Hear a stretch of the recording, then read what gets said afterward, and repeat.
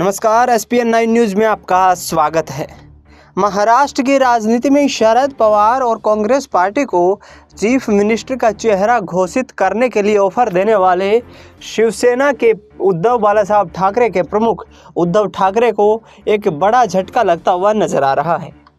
उद्धव ठाकरे के इस अपील के बाद जिस तरीके से महाविकास आघाड़ी गठबंधन ने जो फैसला लिया है वो वाकई चौंकाने वाला है।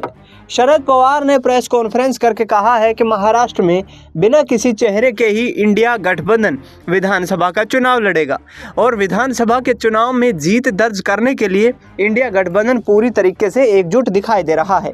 लिहाजा आने वाले वक्त की राजनीति को साधने के लिए महाराष्ट्र में एक तरफ भारतीय जनता पार्टी है तो दूसरी तरफ यहाँ एकनाथ शिंदे और अजीत पवार के साथ मिलकर महायुति गठबंधन सरकार चला रहा है। शरद पवार के भतीजे अजीत पवार ने जिस तरीके से कहा कि राजनीति के लिए पारिवारिक संबंधों को खराब नहीं करना चाहिए, उसका आधार मानते हुए महाराष्ट्र की राजनीति में साफ तौर पर प्रतीत हो रहा है कि अजीत पवार एक बार फिर से विधानसभा चुनाव से पहले अपने चाचा शरद पवार के साथ फिर से गठबंधन करने वाले हैं।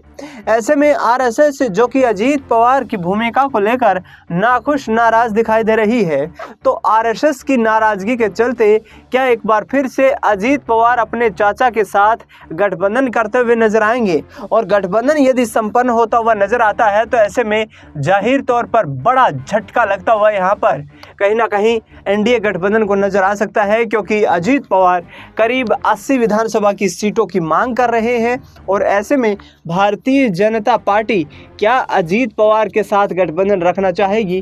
क्योंकि एकनाथ शिंदे के साथ गठबंधन को लेकर के आरएसएस ने स्पष्ट कर दिया है कि वह हमारी विचारधारा के संबंध रखने वाले व्यक्ति हैं। ऐसे में आने वाले वक्त में महाराष्ट्र में कहीं ना कहीं बीजेपी से सत्ता का ताज छीनता हुआ नजर आ सकता है और महाराष्ट्र की राजनीति में बड़ा सियासी उलटफेर देखने को मिल सकता है। फिलहाल इस खबर में इतना ही। देश दुनिया की तमाम बड़ी खबरों के लिए आप देखते रहिए SPN9 न्यूज़।